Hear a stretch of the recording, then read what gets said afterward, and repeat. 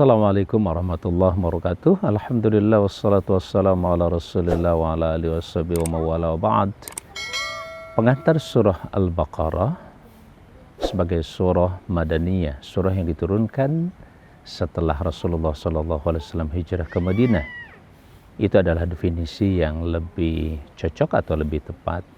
Di samping ada juga definisi-definisi yang lain yang cukup kaya di dalam khazanah tafsir Al-Quranul Karim yang telah dirintis oleh para ulama. Kajian surah Al-Baqarah ini merupakan kajian yang dicoba pada kesempatan ini sebagai sebuah kajian kehidupan, di mana kita sedang menyelami kehidupan yang bagaikan lautan tak bertepi, semakin mendalam atau semakin menyelam ke kedalaman yang semakin dalam, maka semakin banyak mutiara yang kita peroleh dan kita dapatkan. Begitu halnya semakin luas kita berenang di atasnya, maka semakin luas juga permasalahan yang disampaikan oleh lautan surah Al-Baqarah ini.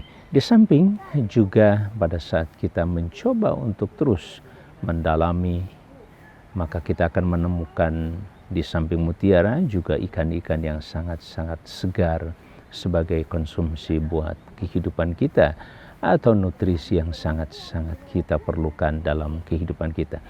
Sehingga ketika Allah Azza wa Jalla menyatakan bahwa Al-Quran itu sebagai hudan,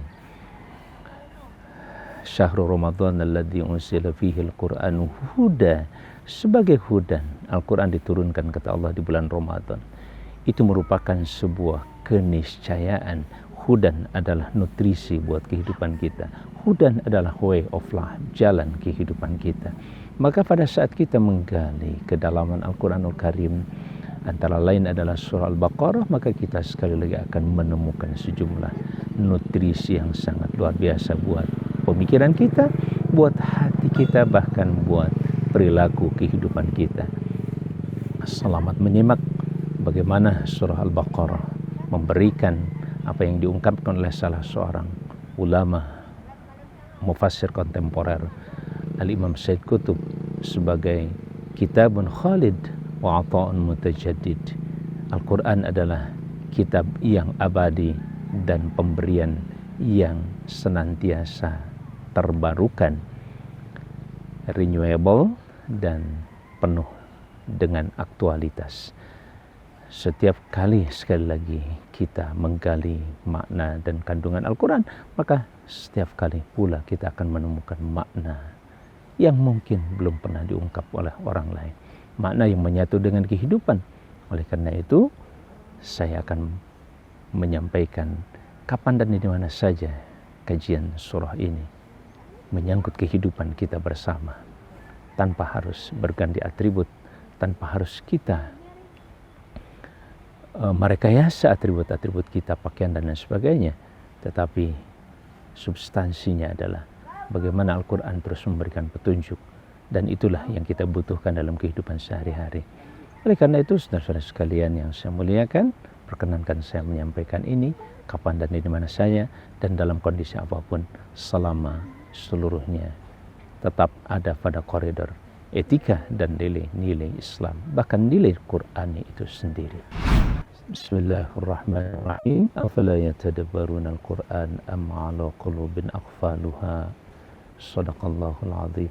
Ayat yang kan dalam berbagai forum adalah ayat terkait dengan tadabbur, karena membaca Al-Quran tentu saja tidak memiliki kelengkapan dan makna yang signifikan dalam kehidupan kita.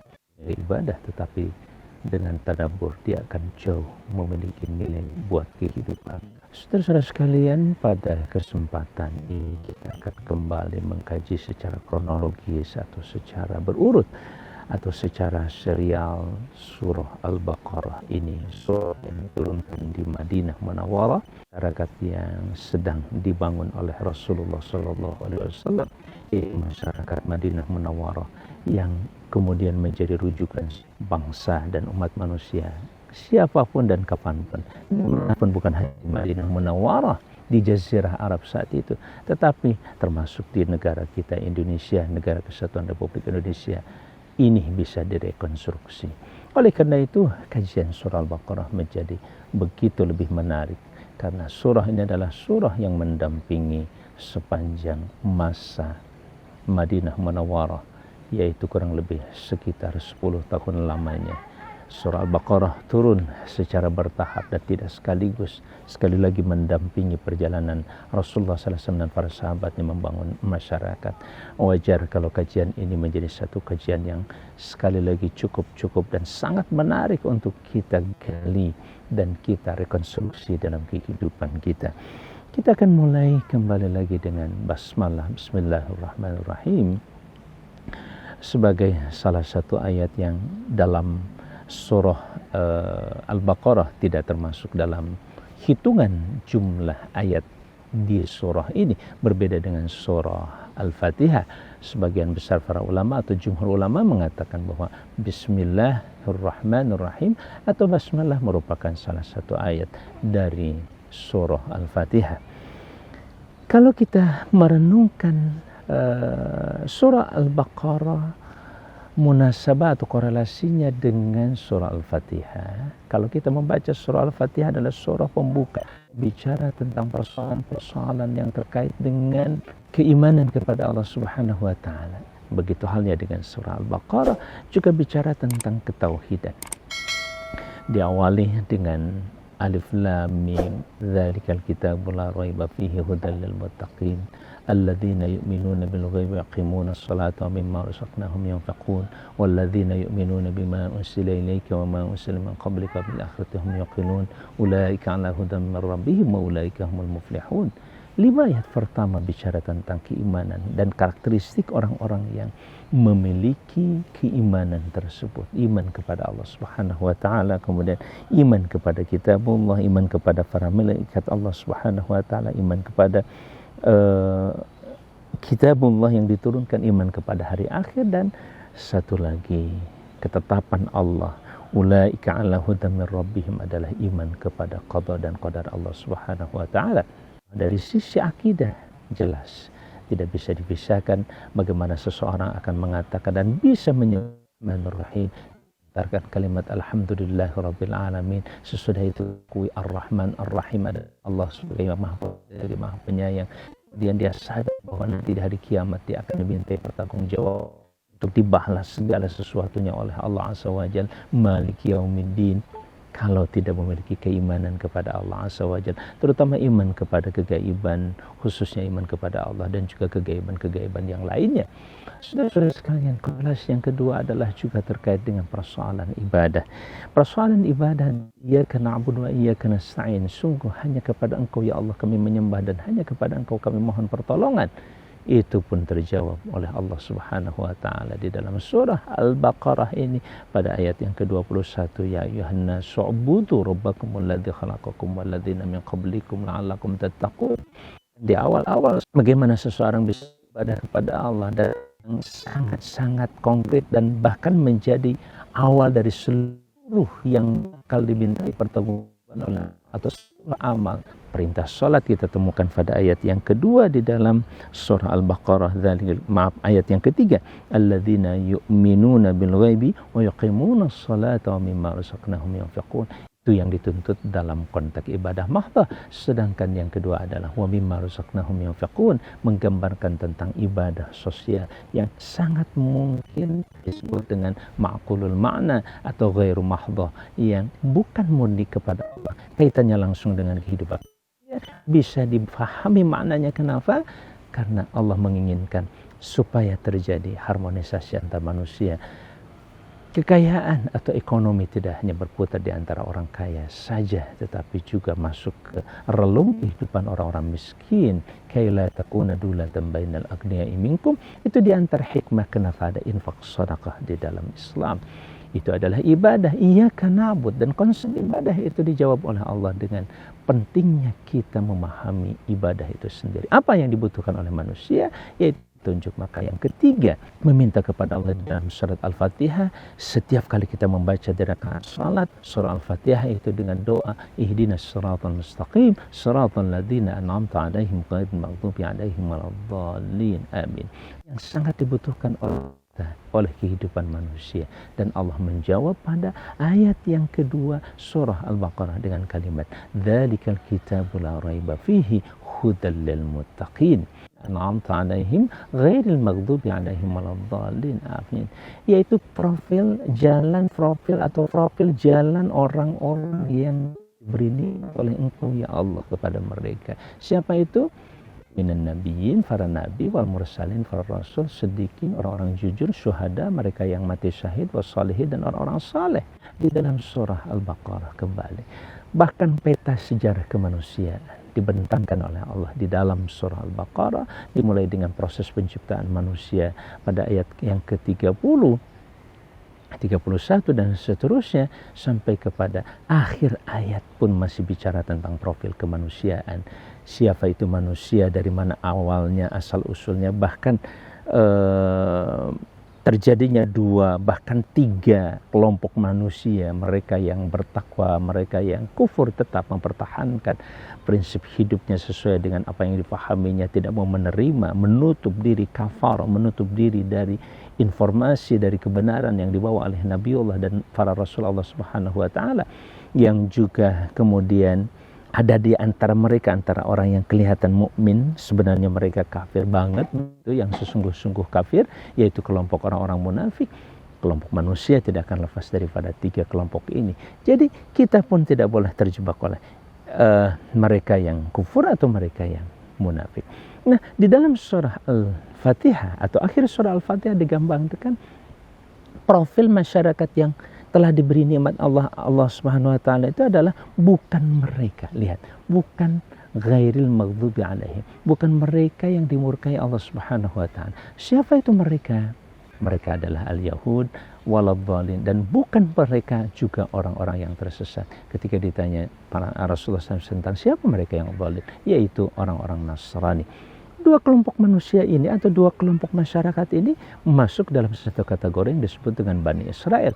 Dalam surah Al-Baqarah dibentangkan kisah Israel hampir begitu lengkap, nyata, jelas sekali secara historis, bahkan dalam critical historis kita bisa melakukan kritik bagaimana orang-orang Bani Israel itu diceritakan begitu lengkap oleh Allah Subhanahu wa taala dalam surah Al-Baqarah ini.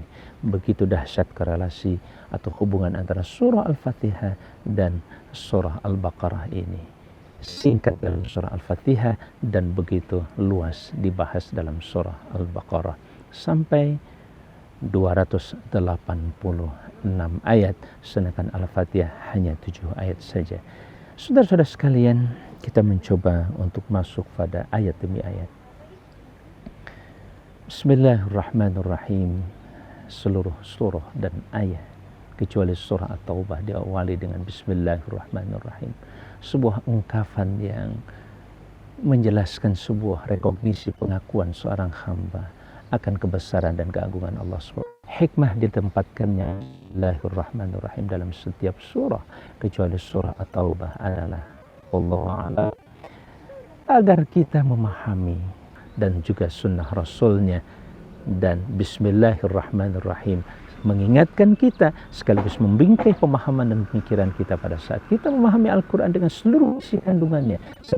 Cara kita mensikapinya, sikapi pertama kali bahwa kitabullah ini adalah rahmat Allah, sehingga seluruh isi kandungannya juga merupakan rahmat Allah Azza wa Jalla. Dari situlah bagaimana kita jadikanlah kitabmu ini, jadikanlah isi kandungannya ini, jadikanlah ya bagi alam semesta melalui kami. Jadikan kami sebagai duta rahmat di alam semesta ini, sebagaimana kau telah jadikan Rasul Muhammad SAW sebagai rahmatan lil alamin.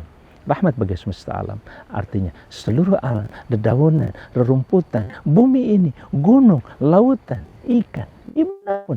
Sampai dinyatakan dalam salah satu hadits Nabi SAW, ketika seseorang berangkat mempelajari ilmu Allah Azza wa Jalla, belajar, maka para malaikat mendoakan, mengepakkan sayapnya, memintakan ampun kepada Allah Subhanahu wa taala, termasuk oleh para malaikat, oleh Allah Azza wa Jalla melalui para malaikat, dan para ikan di lautan pun merasakan rahmat Allah begitu indah dalam kajian-kajian atau talabul ilmi pencarian ilmu oleh seseorang pada saat dia mencari ilmu, terutama ilmu Allah Subhanahu wa taala. Sesudah itu kemudian Allah berfirman dengan Alif Lam Mim. Ayat yang pertama dikenal oleh para ulama sebagai al-huruf al-mutaqatti'ah, huruf-huruf yang terputus-putus. Alif Lam Mim, Ha Mim, Kaf Ha Ya Ain Shad, dan seterusnya. Kalimat itu dengan humble dan mengajarkan humility, semacam kerendahan hati kepada siapapun yang membacanya untuk mengatakan wallahu a'lam. Semakin tinggi dan memuncak ilmu seseorang, semakin dalam dia semakin humble, maka dia pun semakin rendah hati dan mengatakan hanya Allah yang tahu makna dan kandungannya. Hikmahnya apa? Hikmahnya wallahu a'lam. Ini merupakan sebuah challenge atau at-tahaddi, tantangan Allah kepada umat manusia, khususnya bangsa Arab saat itu. Bahkan sekarang pun silahkan bagi yang telah menguasai bahasa Arab, coba datangkan satu ayat, jangankan satu surah Al-Quranul Karim, seperti Quran, kalimatnya kalimat yang tersusun dari kata-kata atau dari huruf-huruf yang tadi, a, ba, ta, tha, ja, ha, kha, dan seterusnya, tersusun dari alif, lam, mim, dan seterusnya. Coba susun huruf itu menjadi satu kata, kata-kata itu disusun menjadi satu kalimat, kalimat itu disusun menjadi satu ayat, dan ayat itu disusun menjadi satu surah. Tolong buatkan seperti karya Al-Quranul Karim, dimensinya, maknanya, kandungannya, aktualitasnya, dan tidak pernah sedikit pun lekang termakan oleh zaman. Tidak ada kata yang usang bagi Quran atau bagi satu huruf pun dalam Quranul Karim. Sampai hari ini manusia tidak mampu mendatangkannya. Al-i'jaz al-ilmi dari sisi bahasa, kata, bahkan huruf tidak bisa ditaklukkan oleh siapapun. Itulah kenapa Al-Quran disebut dengan mu'jizah. Mu'jizah artinya sebagai pelemah, yang melemahkan siapapun, yang tidak bisa siapapun untuk mencoba menghadirkan seperti Al-Quranul Karim, walaupun hanya satu ayat, bahkan satu huruf pun kelihatannya susah dihadirkan oleh mereka. Selanjutnya Allah Subhanahu wa taala berfirman dengan Dzalikal kitabu la raiba fihi hudal lil muttaqin. Itu, dzalika itu, Alkitab. Ungkapan dzalikal kitabu dalam tafsir para ulama sering dinyatakan dzalika biasanya untuk menunjukkan sesuatu yang jauh, tetapi saya sedang pegang kitab, kita tetap mengatakan dzalika. Untuk apa? Di sini para ulama huda sebagai muttaqina, bagi orang yang, kalau kita perhatikan pada Bismillahirrahmanirrahim terdiri dari paling tidak di situ rahim ada 5 kata atau 5 bahasa kitanya 5 kalau dalam adalah kalimat huruf, isim kalimat isim, Allah kalimat isim, Ar-Rahmat kalimat isim, dan Ar-Rahim juga kalimat isim. Makan tanpa ini, maka saya bisa makan dengan ini. Kalimat bi bisa diungkapkan dengan kalimat ismun, bismi dengan nama, bukan tidak dengan wa'alamal ulukullaha, wa'alama adamal ulumallaha. Allah tidak menyebutkan dia telah mengajarkan kepada Adam, merupakan penyederhanaan dari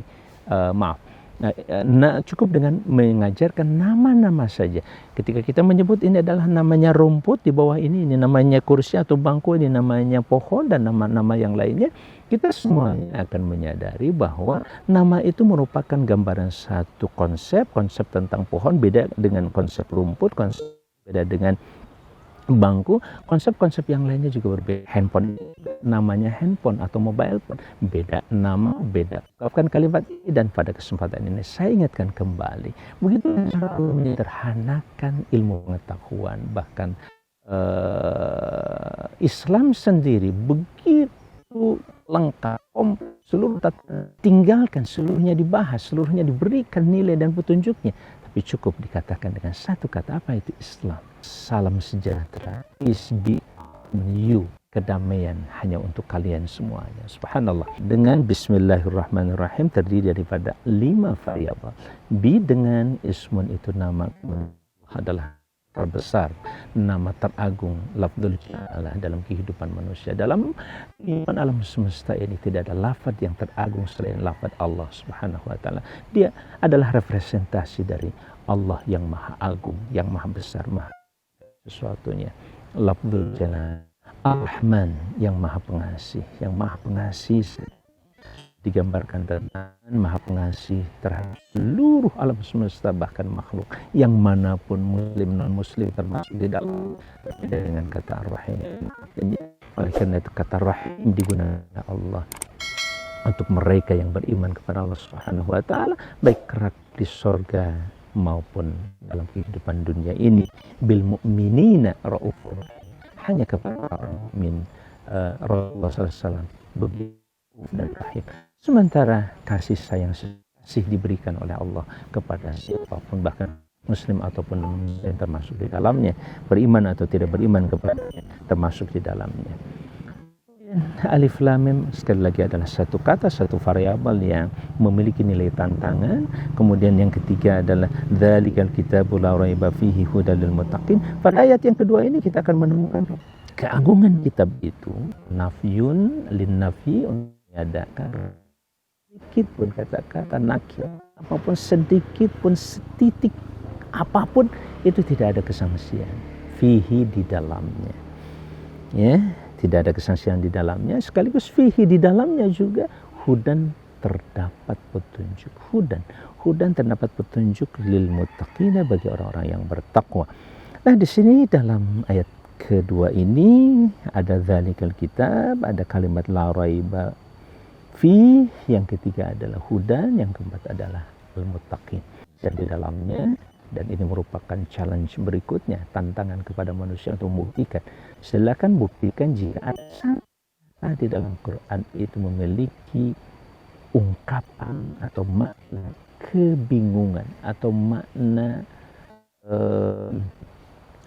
makna yang membingungkan, yang nilai kesangsian, la raiba fihi. Dan ini ada hubungan dengan kalimat hudan. Ketika Allah menjamin bahwa kitabnya tidak ada sedikit kesangsian, tentu saja memiliki alasan dan argumen yang sangat kuat dan sangat lengkap. Kenapa? Karena dia datang dari Allah. Aksiomatika yang juga sering saya sampaikan, ketika Sang Pencipta memberikan petunjuk kepada manusia atau siapapun hasil ciptaannya, maka yang terbersit pada diri kita adalah keyakinan, kepercayaan, ats-tsiqah, percaya dengan apa yang disampaikan dan diungkapkan. Tidak ada kesangsian sedikit pun. Saat kita memiliki alat ini, mobile phone ini, kemudian kita juga mendapat petunjuk penggunaan yang manual, adakah kesangsian pada saat kita membacanya? Terus kita aturan di dalamnya, kemudian dicas dulu, kemudian coba dibuka. Seluruh tahapan ini kita jalani. Kenapa? Karena ini datang dari Sang Pembuat, penciptanya, pabriknya, memberi petunjuk kepada kita. Sekali lagi, aksiomatika, hal yang tidak perlu diperdebatkan. Kenapa kita tidak meragukannya? Karena itu datang dari Sang Pencipta. Terus ketika Sang Pencipta mengatakan ini tidak dibuat buku ini misalkan untuk kajian ilmiah sehingga di situ dibahas tentang konsep matematikanya segala macam, komputernya, enggak. Diceritakan dalam bahasa yang sangat sederhana. Kita nggak perlu berdebat kenapa harus dicolokin ke listrik dan kenapa harus di-charge, kemudian kenapa harus dimasukkan SIM card, nggak perlu perdebatan itu. Ya, sekali lagi kalimat la raiba fihi berkorelasi dengan kata-kata hudan. Hubungan antara petunjuk dan hudan atau dengan ketidakadanya sangsian itu merupakan satu kesatuan yang tidak bisa dipisahkan. Bentuk ketidaksangsian manakala itu adalah sebagai petunjuk. Ketika kita disuruh ini itu dan lain sebagainya, kita nggak tahu dokter ini obat apa, kandungannya apa, nutrisinya apa, nggak perlu sampai sejauh itu. Begitulah hidup kita. Begitu sederhana sebenarnya diciptakan oleh Allah SWT. Tetapi Allah juga tidak menutup ruang pikiran kita untuk memahami. Silahkan dipahami sehingga tingkat keyakinan kita ketika didukung oleh pengetahuan itu tentu keyakinan yang sangat objektif dan tidak bisa dibantah lagi sedikit pun. Sekali lagi, hudan adalah way, cara. Hudan secara sederhana sering diartikan dengan guidance, petunjuk. Tadi sudah sedikit digambarkan bagaimana petunjuk itu fungsinya dalam kehidupan kita. Kemudian korelasinya dengan la raiba, tidak ada kesangsian, termasuk Alkitab sebagai manual, sebagai panduan hidup dari siapa? Dari Tuhan yang menciptakan umat manusia, kehidupan dan alam semesta, termasuk bagaimana kita dipandu oleh Allah Azza wa Jalla, cara kita menanam, cara kita merawat tanaman kita, cara kita merawat alam semesta dan lain sebagainya. Begitu indah kalimat hudan. Maka sekali lagi, hudan ini begitu sangat dibutuhkan oleh umat manusia. Jadi yang paling dibutuhkan oleh kita. Kalau sains, teknologi segala macam, tidak semua orang membutuhkannya, karena begitu membutuhkan kerumitan-kerumitan ilmiah, studi dan sebagainya. Ada batas ilmu minimal yang harus dikuasai oleh kita, yaitu sampai pada manusia itu memahami petunjuk tadi dan bisa menjalankan petunjuk dengan baik. Itu batas minimum kita punya pengetahuan. Ada petunjuk sholat, paham petunjuk sholat dengan baik dan benar, dan dipahami sedikitlah terbelakang kenapa manusia diwajibkan untuk sholat misalkan. Itu juga sangat-sangat menentukan, sedikit tapi global, namun menentukan garis besar yang paling mendalam. Tapi saya paham komputer itu pasti ada yang persis tentang apa yang terdapat di dalam mobile phone ini dan bagaimana cara menggunakannya. Ilmu itu cukup buat saya. Tidak perlu saya mendalami tentang ilmu mobile phone itu seperti apa, algoritmanya apa, logaritma segala macam yang digunakan seperti apa. Saya dituntut untuk melakukan itu karena saya hanya dituntut bagaimana bisa memanfaatkan mobile phone ini secara benar, secara baik dan buat kehidupan saya dan kehidupan orang lain. Itu kalimat hudan lil muttaqina. Sekali lagi, hudan merupakan petunjuk yang secara sederhana bisa diartikan dengan way of life, cara hidup. Cara hidup, apa aja hidup ini? Hidup ini bergerak, cara bergerak. Bagaimana menggerakkan mata, menggerakkan telinga, menggerakkan tangan kita, menggerakkan kaki kita, menggerakkan lisan ini saat bicara, saat kita mencicipi makanan, menggerakkan hidung kita saat kita mencium bau sesuatu dan seterusnya. Jangan lepaskan kalimat-kalimat itu, bagaimana kita semuanya memahami konteks yang terkait dengan kehidupan ini. Cara hidup, cara berjalan, cara memegang, cara, semua cara. Dan seluruh manusia pasti membutuhkan cara. Ketika diperintahkan bagaimana begini, caranya gimana? Pasti kita butuh cara. Dan jawaban terletak pada kata hudan. Begitu simpel bukan? Kata demi kata yang digunakan oleh Allah dalam Quran adalah makna yang mampu menjawab seluruh hakikat kehidupan dan tuntutan kehidupan kita yang sesungguhnya. Nah, kemudian hudan lil muttaqina, bagi orang-orang yang bertakwa. Kalau begitu, orang yang tidak bertakwa tidak butuh petunjuk ini. Tentu tidak demikian. Saat kita mengatakan bahwa makanan ini adalah untuk orang-orang yang sehat, artinya apa? Makanan ini adalah makanan yang hanya bisa dinikmati dan sangat baik buat mereka yang ingin sehat. Yang sehat dan mereka yang mencintai kesehatan misalkan. Makanan ini adalah makanan yang layak dijauhi oleh mereka yang mencintai kesehatan, mengingat kesehatan. Apakah itu berarti makanannya hanya untuk orang sehat? Tidak. Lil muttaqina, termasuk mereka yang sedang berproses menjadi orang-orang yang bertakwa. Dimunculkan kalimat lil muttaqin, wallahu alam, sudah barang tentu ini menyangkut targetnya. Target hudan ini adalah untuk ketakwaan, mencetak orang yang bertakwa, menjaga orang yang bertakwa, dan kemudian menghadirkan orang-orang yang bertakwa itu sendiri. Kemudian kalimat yang digunakan di sini adalah sebuah profil individu dan sekaligus masyarakat yang punya karakter. Apa karakter itu? Takwa. Apa itu takwa? Takwa secara sederhana berasal dari kata waqayaqi, ittaqa yattaqi. Waqayaqi artinya menjaga, mencegah, memelihara. Ketika saya menjaga anak misalkan dari keterplesetan atau dari api, maka kita katakan qihi minan nar. Maka Allah menggunakan ya ayyuhalladzina amanu qu anfusakum, hai orang-orang beriman, qu anfusakum, jaga jiwa dan diri kamu itu dan keluarga kamu sekalian daripada api neraka dan hal-hal yang bisa mengakibatkan kerusakan atau kehancuran pada dirinya.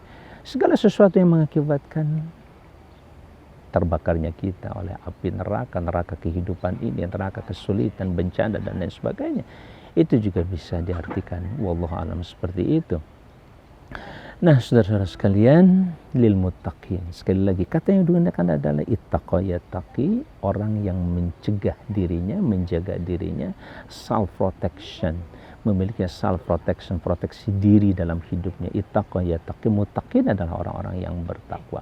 Dan kata-kata muttaqin ini sekali lagi merupakan kata-kata yang sekali lagi menggambarkan satu ungkapan karakter yang sangat mendasar bagi seseorang dalam realitas hidup kita, walaupun dia misalkan hebat keimanannya, kalau tidak terlihat pada ketakwaan ya tidak bisa. Maka dari itu takwa juga merupakan performance atau kinerja. Kemudian oleh para ulama diartikan secara definitifnya atau arrafah hal ulama, para ulama mendefinisikan kata atau kalimat takwa ini dengan imtithalu awamirillah wajtinabu nawahihi, kemampuan, ability to perform, kemampuan untuk menjalankan perintah dan kemampuan untuk menjauhi larangan Allah Subhanahu wa taala. Kemampuan ini ada pada satu kata, yaitu ketaatan dan atau kepatuhan. Ittaqo. Ini potensi yang paling dibutuhkan dalam hidup kita. Masyarakat muttaqin adalah masyarakat yang patuh. Patuh terhadap apa? Terhadap aturan. Aturan yang mana? Aturan yang memerintah atau yang melarang. Saat diatur perintah dia jalankan, saat diatur larangan dia menjauhi. Adakah satu masyarakat atau lembaga atau perusahaan yang tidak membutuhkan orang seperti itu? Justru itulah yang paling mendasar. Kita hanya butuh orang yang mampu menjalankan aturan. Negara ini sekokoh dan sehebat apapun, sesuper power apapun seperti Amerika atau negara lain, tidak membutuhkan masyarakatnya. Tidak dibutuhkan olehnya sebuah masyarakat di dalamnya atau warga negara, kecuali negara yang patuh dan taat terhadap aturan yang ada. Jadi takwa merupakan aturan. Dan Allah Subhanahu wa taala dengan kalimat hudan itu juga merupakan aturan. Hudan itu merupakan petunjuk yang memiliki aturan, petunjuk yang mengatur, kan begitu, petunjuk yang mengatur mana yang harus kita kerjakan, mana yang tidak boleh kita kerjakan.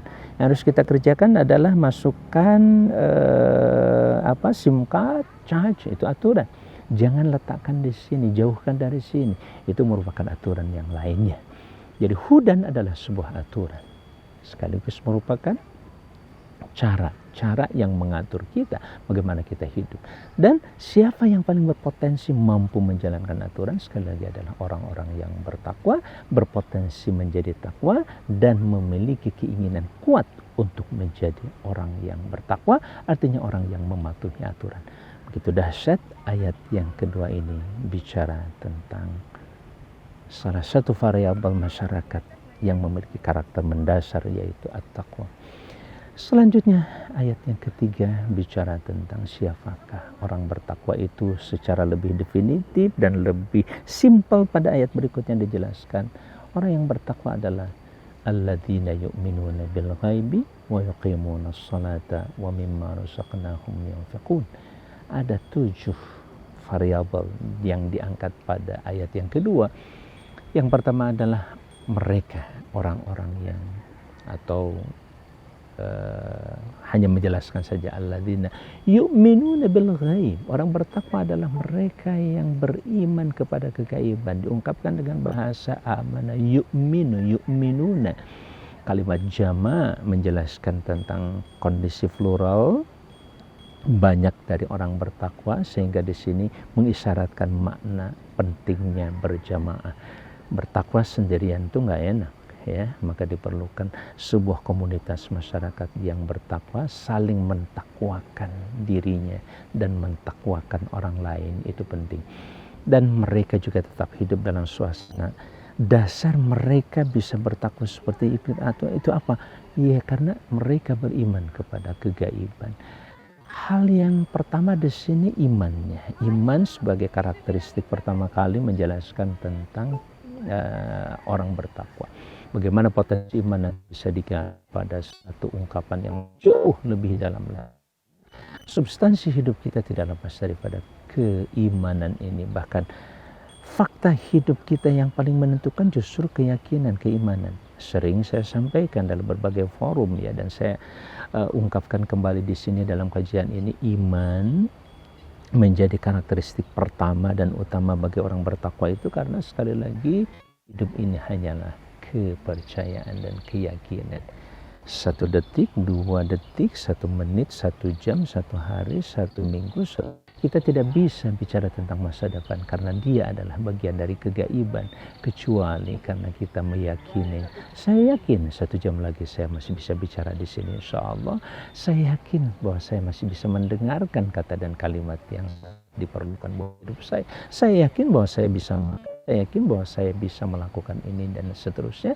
Keyakinan untuk melakukan sesuatu pada masa yang akan datang itulah yang membuat kita memiliki harapan. Harapan itu sangat bergantung pada keyakinan. Jadi keyakinan merupakan dasar terbentuknya motivasi. Bagaimana kita termotivasi di dalam hidup kita. Alladzina yu'minuna bil ghaib. Orang-orang yang beriman kepada kegaiban ini merupakan sekali lagi sifat dan karakteristik yang paling mendasar. Pertama sekali lagi adalah keimanan. Keimanan kepada apa? Kalau kepada sesuatu yang sifatnya kasat mata seperti daun ini hijau, kandungan klorofil itu apa? Terus klorofil itu manfaatnya apa? Manfaat terhadap kehidupan yang lainnya apa? Isinya, kandungannya, manfaatnya, kemudian efeknya terhadap alam semesta dan lain sebagainya. Bagaimana itu terjadi? Ada atau tidak? Pengalaman ilmiah menyatakan dan mengatakan itu ada. Lidah kita pernah merasakan itu, kemudian sentuhan, semuanya hanya bisa dikatakan dengan keyakinan. Sekali lagi, alladzina yu'minuna bil ghaib, terutama kegaiban yang maha gaib. Dialah Allah Subhanahu wa taala yang maha gaib, yang menciptakan kegaiban dan maha tahu tentang seluruh kegaiban yang ada di alam semesta ini, bahkan di luar alam semesta yang ada di sekitar kita. Begitu penting persoalan kegaiban karena kita didominasi oleh persoalan kegaiban ini. Kehidupan yang gaib adalah dominan dalam hidup kita.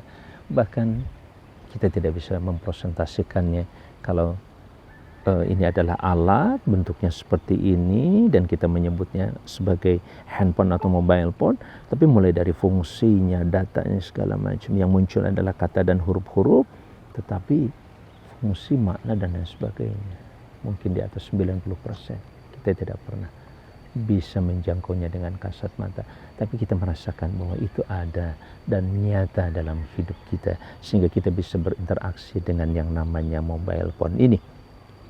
Tiba-tiba muncul suara berdering, terlihat nama, padahal di mana orangnya? Itu persoalan gaib yang lainnya.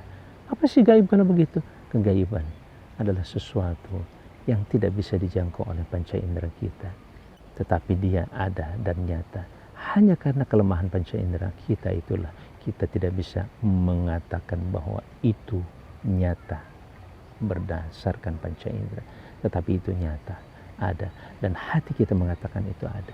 Ketika ada tulisan di sini dari istri, dari anak, dari siapapun, kemudian di situ tertulis namanya, suaranya juga ada, kita sangat yakin suara, nama, kemudian huruf yang muncul menggambarkan adanya seseorang yang bernama seperti yang tertera pada handphone itu.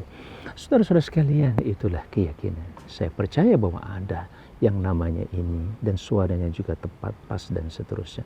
Walaupun mungkin saja tidak seperti itu, makanya disebut bicara tentang hal seperti itu lebih kepada khobar, sesuatu yang mungkin benar, mungkin salah. Tinggal dari mana kita mendapatkan informasi itu.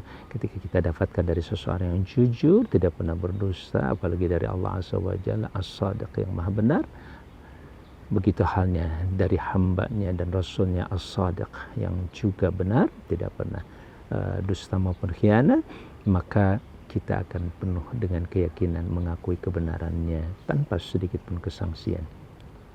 Nah, saudara-saudara sekalian, kalimat alladzina yu'minuna bil ghaib, kita sudah sedikit bahas tentang iman itu seperti apa, kegaiban itu apa. Berikutnya adalah yuqimunas shalat. Kata-kata yang digunakan juga bukan sekedar yu'adunas shalat, menunaikan salat. Aqama yuqimu, menegakkan, mengisyaratkan sebuah proses untuk menegakkan, mulai daripada landasannya apa. Kalau sesuatu dinyatakan tegak itu ya ketika ada akarnya, kemudian ada bangunannya, kemudian ada sosok yang lainnya yang bisa masuk dalam kategori al-iqamah, menegakkan atau bahasa mendirikan. Kita tidak mungkin mendirikan satu tiang tertentu tanpa fondasi, sebab itu akan beresiko sangat tinggi. Maka dari itu pada saat kita membangun salat di sini harus didasarkan pada fondasi yang kokoh, yaitu keimanan yang direfleksikan dalam bentuk ketulusan dan keikhlasan yang murni, mukhlishina lahuddin, hanya untuk Allah Subhanahu wa taala. Fondasi itulah yang selanjutnya baru kita juga membangun salat itu dengan pengetahuan, dengan ilmu salat, fiqh salatnya juga dipelajari dengan baik, sehingga salat yang kita gunakan merupakan salat yang tersusun begitu rapih.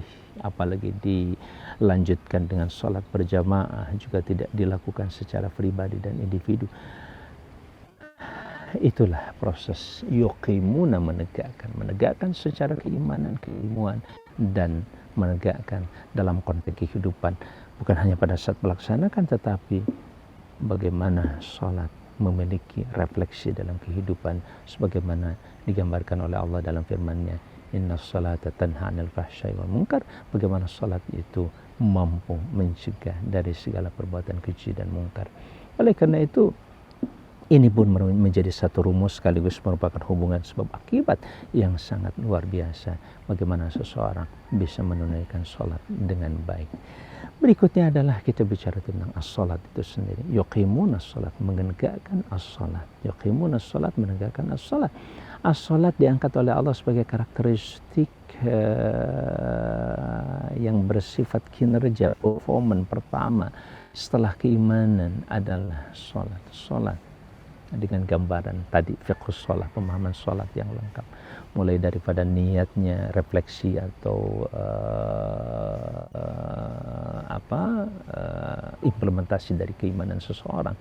Kemudian pada saat salatnya menghadap kiblat atau tidak, berjemaah atau tidak, sempurna atau tidak, ruku, sujud, bacaan dan lain sebagainya.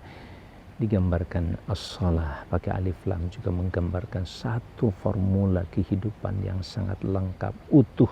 As-salat, as-salat secara bahasa artinya doa penuh dengan kekuatan hubungan seseorang kepada Allah Subhanahu wa taala. Alladzina yuqimunas salata. Kemudian salat juga dimunculkan sebagai performan pertama atau kinerja pertama bagi seorang yang beriman, dan menjadi ukuran yang paling utama sebagaimana dalam hadis Rasulullah sallallahu alaihi wasallam dinyatakan awwalu ma yuhasabu bil 'abdu yaumil qiyamah as-shalah. Yang pertama kali dihisab oleh Allah Subhanahu wa taala manusia itu adalah salatnya. Idza shalahat salaha sairu amalihi. Apabila salatnya itu saleh. Saleh artinya layak, ya, layak diterima oleh Allah Subhanahu wa taala, atau bahasa lainnya insahhat, jika dia sah. Tapi hadis ini mengatakan idza soluhat, apabila soleh. Soleh di sini tentu saja sah ketika dilaksanakan, tidak mengandung unsur yang bisa membatalkan, menghilangkan pahalanya, dan yang terpenting soleh itu artinya layak diterima Allah Azza wa Jalla, dan pada akhirnya juga layak diterima oleh hamba-hamba Allah di muka bumi ini. Bukan solat-solatan atau solat yang dilakukan secara secara tidak serius begitu ya, sehingga sulit diterima oleh orang yang di sekitarnya juga. Yuqimunas salata. Terus yang berikutnya wa mimma razaqnahum yunfiquna. Allah juga mengingatkan tentang konstruksi hidup yang lain atau variabel hidup yang lain, yaitu terkait dengan masalah rezeki. Subhanallah, ayat yang ketiga ini luar biasa, hamba-hamba Allah yang berbahagia. Bagaimana profil muttaqin ini dijelaskan konstruksinya oleh Allah dengan bekal dan karakteristik yang mendasar tuh. Persoalan rezeki adalah persoalan atau variabel rezeki dalam hidup adalah bukan persoalan sederhana. Betapa manusia tergadai hidupnya, bahkan terjual hidupnya, bahkan kemudian musta'bad, dijadikan hamba dan budak oleh orang lain. Itu karena persoalan rezeki, kesalahan mempersepsikan rezeki, memahami rezeki, meyakini rezeki, dan cara mendapatkan rezeki kemudian memanfaatkan rezeki. Atau yang lebih sederhana dalam konteks dua, dari mana kita dapatkan dan dalam hal apakah kita infakkan dan kita belanjatkan rezeki Allah Subhanahu wa taala ini. Allah dahulukan kalimat wa mimma razaqnahum, dan dari apa yang telah kami rizkikan. Pada ayat ini menyangkut keyakinan seseorang. Yakin gak rezeki ini dari Allah Subhanahu wa taala? Maka Allah menegaskan di sini, kami yang kasih rezeki pada kamu sekalian. Kami yang menjamin rezeki kamu sekalian. Sehingga pada saat ada semacam perilaku manusia yang membunuh anak karena takut miskin, Allah ingatkan, kami yang kasih rezeki pada kalian dan kepada yang kalian bunuh atau anak-anak itu. Saudara-saudara sekalian, wa mimma razaqnahum, sekali lagi persoalan rezeki langsung dikembalikan ke Allah Subhanahu wa taala, karena ketika manusia salah mempersepsi, meyakini dan mensikapi rezeki, maka akan salah dalam hidup ini. Sesuatu yang kelihatan sederhana. Betapa manusia menjual dirinya, bahkan menjual akidah, menukar Al-Quranul Karim, kitabullah, seperti yang dilakukan oleh orang-orang Yahudi Nasrani. Itu hanya persoalan rezeki, persoalan hajat kehidupan di muka bumi ini. Semoga Allah senantiasa membimbing kita. Maka ketika wa mimma razaqnahum, kami yang berikan rezeki. Rezeki bukan hanya yang terlihat kasat mata, uangnya atau makanannya, tapi dimensi dan fungsinya juga kami yang kasih. Apa artinya kita memakan sesuatu kalau tidak ada nutrisi? Apa artinya nutrisi kalau tidak bermanfaat buat hidup kita? Kami juga yang kasih rezeki dalam bentuk manfaat, dalam nutrisi itu. Jadi kalimat wa mimma razaqnahum, yang kami rezekikan, totalitas rezeki. Totalitas rezeki bukan hanya materinya, materialnya, tapi seluruh dimensinya, maknanya, kekuatan rezeki dan seterusnya. Kami yang kasih rezeki itu. Makan sih makan, tapi tidak bernutrisi. Bernutrisi tapi tidak bermanfaat buat hidup. Lewat begitu saja, tidak ada manfaat. Tentu berkurang rezekinya. Allahu Akbar. Kata-kata razak, dialah yang memberikan rezeki. Sampai kepada ilmu. Ilmu tentang nutrisi pun adalah rezeki. Ilmu tentang kesehatan pun rezeki. Makan, minum tidak menyehatkan, itu rezekinya berkurang. Allahu Akbar. Wa mimma razaqnahum, dan dari apa yang kami rezekikan pada mereka, yunfiquna, mereka berinfak, mereka belanjakan. Ini performan yang kedua. Setelah iman, salat, menegakkan salat, berinfak. Dan sudah disinggung juga bahwa wa mimma razaqnahum yunfiqun adalah representasi yang paling dominan dalam konteks hidup kita untuk membangun kehidupan sosial kita, atau jaring kehidupan sosial ada pada kata-kata infak ini. Allahu Akbar. Sederhana bukan? Yang satu hubungan terbaik manusia dengan Allah itu adalah salat setelah keimanan, dan setelah keimanan terkait dengan hubungan dengan manusia adalah infak. Yang satu adalah kesolehan sosial, yang satu menyangkut kesolehan pribadi. Walaupun dua-duanya tetap saling mendukung, kesolehan pribadi dan kesolehan sosialnya senantiasa ada. Wa mimma razaqnahum yunfiqun. Itu ayat yang ketiga. Masih kaya, masih banyak renungan-renungan ini yang tidak bisa diungkapkan pada kesempatan ini, apalagi ditulis. Karena ilmu Allah tidak berhenti sampai di sini. Lihat, ayatnya berhenti, wahyunya berhenti, tapi dimensi makna kandungan hudannya tidak pernah berhenti. Itu yang disebut dengan ata'un mutajaddid, pemberian yang tidak pernah berhenti, karena dia selalu baru, selalu aktual. Berikutnya adalah dikuatkan kembali. Orang bertakwa itu adalah walladzina yu'minuna bima unsila ilaik. dan orang-orang yang beriman kepada apa yang telah diturunkan kepada engkau Muhammad, wa ma unzila min qablika, dan apa yang telah diturunkan dari sebelum engkau, wa bil akhirati hum yuqinun, dan kepada akhirat mereka itu begitu meyakini.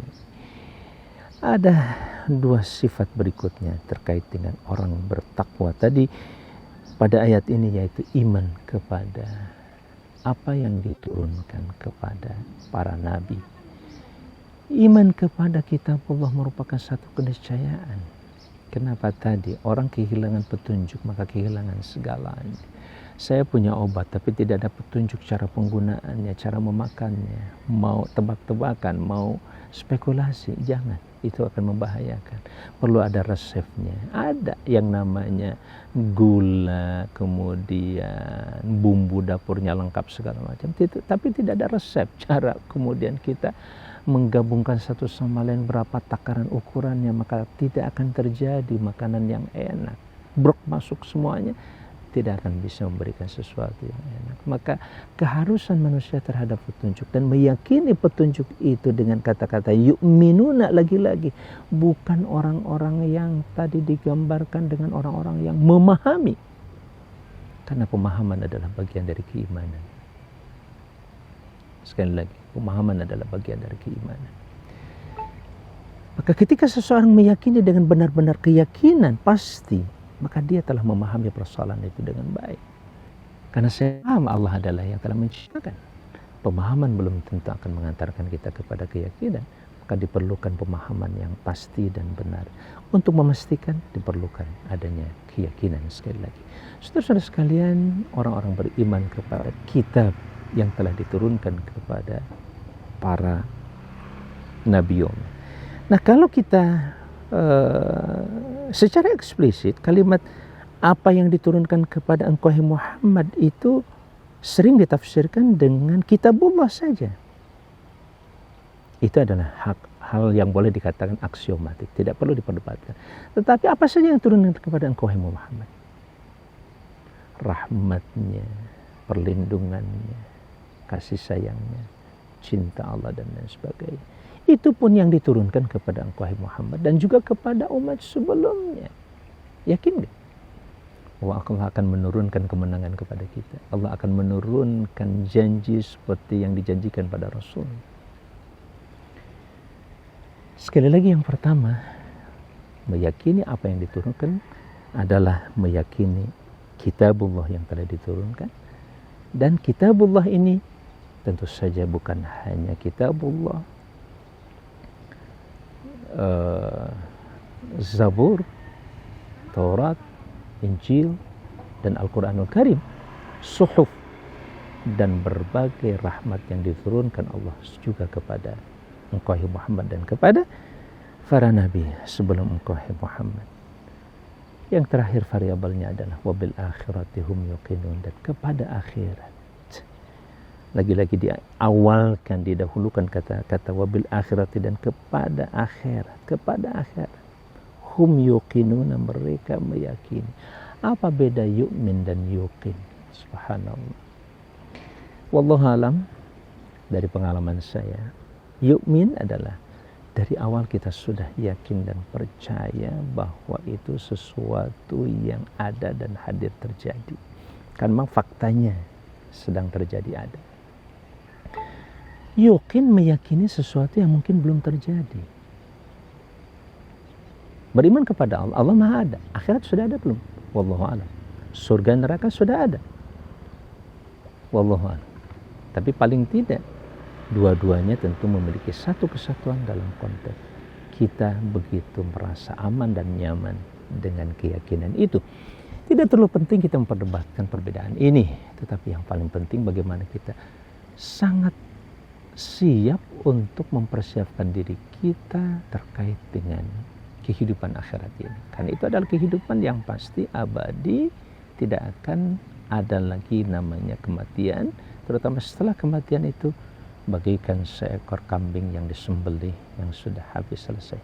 Seterusnya Allah yang Maha menentukan nasib kita ke depan. Wabil akhirati hum yuqinun, dan dengan akhirat mereka sangat meyakini. Orang yang beriman kepada akhirat, sebagaimana pada surah Al-Fatihah diungkapkan dengan bahasa Maliki Yaumiddin, raja di hari pembalasan adalah raja di hari kehidupan akhirat ini, hereafter, kehidupan akhirat. Setelah yang sekarang sedang terjadi adalah kehidupan yang pasti terjadi berikutnya, dan itu sekali lagi namanya akhirat. Terakhir kali hidup, tidak ada akhir sesudah itu. Hum yuqinuna, mereka meyakini hal seperti ini. Sehingga orang yang beriman kepada hari akhir ini adalah orang yang memiliki kesiapan jauh ke depan, atau bahasa lain adalah seorang visioner. Kita dalam konteks apapun tidak bisa lepas, apa sih akhir dari perjalanan kita ini, apa sih akhir dari pekerjaan kita ini, saya mendapatkan apa, akhirnya apa, akibat terakhir dari apa yang kita kerjakan. Dan akhirat itu yang memastikan yang sesungguhnya. Terakhir kemudian Allah menyatakan pada ayat yang kelima, kitab sebagai petunjuk ini adalah kitab yang tidak ada kesangsian, petunjuk bagi orang lain. Maka Allah tegaskan pada ayat ini, mereka itulah. Mereka siapa? Yang beriman kepada kegaiban, menegakkan sholat, memberikan infak dari apa yang Allah rizkikan kepada mereka, meyakini segala sesuatu yang diturunkan kepada engkau Muhammad dan kepada umat sebelum engkau Muhammad, terutama para nabi dan para rasul mereka, ya, terutama kitab-kitab Allah dan juga kepada akhirat. Itulah kategori mereka yang berada. Di sini enggak disebutkan, misalkan sementara tidak disebutkan ulaika humul muhtadun, mereka lah yang mendapatkan petunjuk, tetapi mereka berada di atas petunjuk itu. Artinya mereka sedang ada pada jalan yang benar, sedang menempuh perjalanan petunjuk dari Tuhan mereka, Rabbul Alamin, Tuhan yang telah menciptakan, menyajikan kehidupan, menyiapkan dan seterusnya. Dan wa ulaika humul muflihuna, mereka juga adalah orang-orang yang beruntung, mereka yang mendapatkan kemenangan, mereka yang mendapatkan al-falah, hayya 'alas shalah, hayya 'alal falah, mari ke salat, mari kepada kemenangan. Kenapa dinyatakan mereka adalah orang-orang yang beruntung dan menang? Karena mereka berhasil memenangkan pertempuran hidup ini, terutama dari godaan syaitan yang terkutuk. Oleh karena itu awal surah Al-Baqarah ini menjadi, atau 5 ayat surah Al-Baqarah menjadi wirid pagi untuk memproteksi diri dari gangguan syaitan. Karena setiap manusia, setiap pagi sampai sore, bahkan malam hari menjelang tidur, mulai dari bangun tidur sampai menjelang tidur, adalah pertarungan. Hidup adalah pertarungan antara dia dengan syaitan. Siapa yang memenangkan pertarungan itu, mereka adalah yang mendapatkan atau berada, senantiasa menjaga, selalu berada di jalan petunjuk Allah Subhanahu wa Ta'ala, sampai akhirnya mereka adalah menjadi orang-orang yang selalu mendapatkan predikat sebagai orang yang mendapatkan petunjuk Allah Subhanahu wa Ta'ala.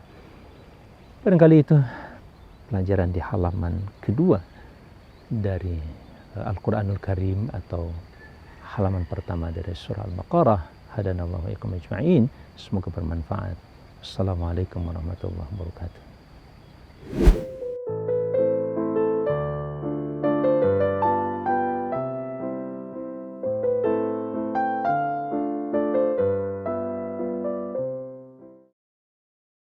Jangan lupa like, share, subscribe. Channel inspirasi dari Kang Haji Amang Safrudin, ya, jangan lupa subscribe ini.